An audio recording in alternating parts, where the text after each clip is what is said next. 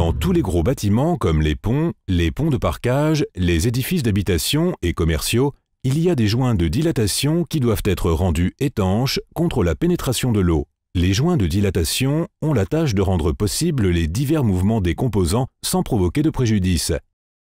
Des bandes couvre-joints sont posées pour capter ces mouvements et pour étanchéiser durablement les joints. Les composants sur les bâtiments sont exposés en permanence à de fortes charges, comme les fluctuations de température, les tremblements de terre et les autres charges physiques. Avec Soba Flamline, ces mouvements de joints peuvent être rendus étanches. En outre, il n'est pas essentiel de savoir si les mouvements se font dans une seule direction ou dans toutes les directions à la fois. Ce qui est important, c'est de choisir la bande correcte.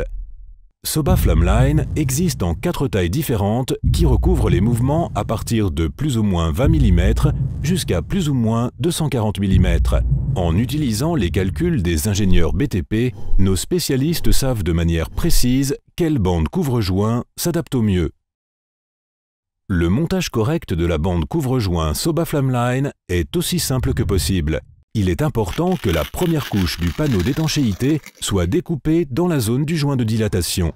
Immédiatement après, Soba Flamline est déroulée et positionnée de sorte que la zone de dilatation noire se trouve exactement sur le joint. Lors du passage à la flamme, les semelles de colle latérales sont soulevées et la bande de bitume en dessous est chauffée avec le chalumeau. Un contact de brève durée avec la flamme nue ou l'asphalte coulé est possible, comme cela arrive pendant l'installation, sans préjudice pour les propriétés du matériau. Alors, il suffit de presser légèrement la surface de collage pour obtenir une liaison durable et étanche avec le panneau d'étanchéité. La pose de la bande couvre-joint sur la première couche de panneau d'étanchéité peut s'ensuivre également par injection de bitume chaud. Une deuxième couche de panneau d'étanchéité est soudée jusqu'au bord du domaine de dilatation de Soba Flamline. Ainsi, les semelles de colle latérales sont reliées en sandwich dans l'étanchéité bitumeuse. Dans le cas d'une étanchéisation à 3 couches, la deuxième couche est d'abord conduite seulement jusqu'à la moitié des semelles de colle et seule la troisième couche est posée et soudée jusqu'au bord de la zone de dilatation. Ici également, les semelles de colle latérales sont reliées en sandwich dans l'étanchéité bitumeuse. La zone de dilatation doit être protégée contre les dommages mécaniques. Ceci peut s'ensuivre en utilisant un panneau d'étanchéité qui est soudé d'un côté ponctuellement avec la couche supérieure ou bien par la pose d'une natte de protection des bâtiments.